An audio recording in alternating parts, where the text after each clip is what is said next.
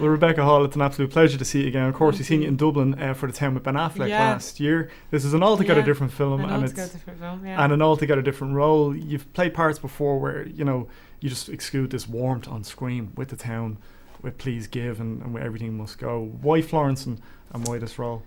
Florence, because she was unlike anything I'd ever tackled before. Not only from a character perspective of someone who's extremely complicated and in constant conflict. I mean, she's fierce and competent and intelligent and strong, but she's also incredibly vulnerable and conflicted and lost, and her foundations are a lot shakier than they first appear. So playing both of those was immediately appealing. But aside from all that, there was a sheer extremity of emotion, running around and screaming and playing fear and acting that level of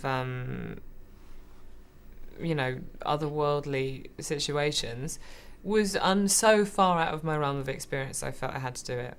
When Nick Murphy, the director, was just saying that you really, you got obsessed with Florence, you got obsessed with the part because the movie really rests on Florence and a character, and people will understand that when they see it. How deep did you get into it? How, did you go into backstory? Did you? Yeah. You always do. I don't know. It's a very difficult thing to talk about. Yeah. Actually, this whole acting malarkey. You kind of, I feel like it's a sort of magic private thing that should just be kept away from the public, and you don't want to hear what happens because it is odd and bizarre.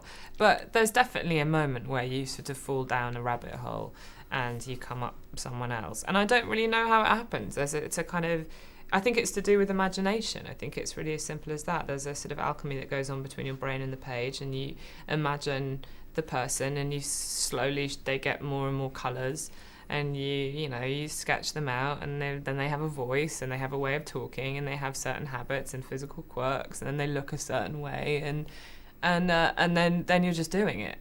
That's it, really. There's a cracking British cast. There's a cracking homegrown cast. You got Dominic West and Imelda Staunton, who are both fantastic. And how were they to play off? And is it good to come home to shoot a movie here after a couple of American productions? Yeah, no, I've done a lot of American stuff just lately, so it was really, really nice to come back and do something here. And it was great to be in Scotland, and it was great to, just act with people that I really respect. I worked with Imelda Staunton when I was 9 or 10, and sort of was so in awe of her then, and had so much respect for her then, and now absolutely none. No, I still respect her.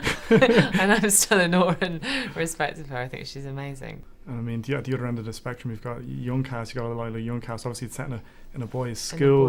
Did you spend much time with the kids off camera or was it come in and method straight away? You're in it. The kids are in it. No, I did. I got quite friendly with some of them, and was nice to some of them, and was perhaps a little colder with the other ones who I was meant to be a little colder with. They'll understand that at some point down the line. No, I was never cruel. It was fine. They were quite jolly. They all played. Would just tear around the sets. Yeah. Because they had quite a large group of people to play with, so it was quite a law unto themselves, really.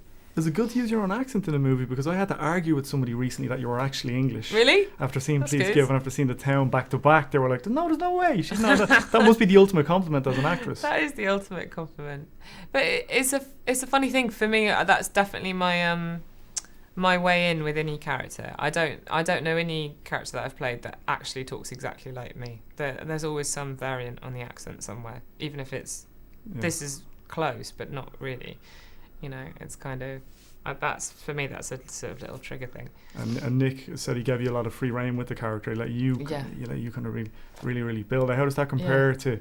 You've worked with guys like Chris Nolan before. You've worked with Ben Affleck, Woody Allen. Yeah. How does that compare to is everybody's process just so glaringly different? He's sharing a skill with all the greats doing that. I don't mean that a director should just give you free rein and give you nothing, because that's not what it is. There's a difference between allowing an environment where an actor can be their most creative and not make them feel inhibited or that they're doing something wrong all the time, which is when you get the more controlling directors who tend to freak an actor out. It's a very difficult thing to do, because, you know, because the opposite end of the spectrum is when you do absolutely nothing and you don't trust that the person is doing it because they trust you. You just think that they're doing it because they've got no idea what to do, and that makes you feel completely lost. So it's so he knows how to handle it already, Nick. He's already a really, you know, brilliant director. And you're going back and forth from theatre. Is that something that you go, okay, I need to kind of get away from the film thing, or is it a conscious decision basically to go and do the plays and to go and do the theatre and to come and do movies, or is it just whatever comes first? It's where it's completely arbitrary, frankly. That, you know, it's whatever's going to be interesting at the time, and it's wherever looks like it's going to be the most fun for me. If it's somewhere that I want to go to, if it's a part that I want to play, it's people I want to work with. It's kind of, it's, you know, it's, you might as well enjoy it. Very true. And can we get you back to Dublin at some point? Yes, please. At the top. Do you want to come back and get you some premieres or anything coming up that we could get you back to Dublin for? I don't know. Hopefully soon. Yeah. I don't know. No, it's not for a while. I haven't got anything else coming out for a while. We'll have to wait. But I want to come back. I love it there. It's lovely to see you again, Rebecca. Thanks a million for your time.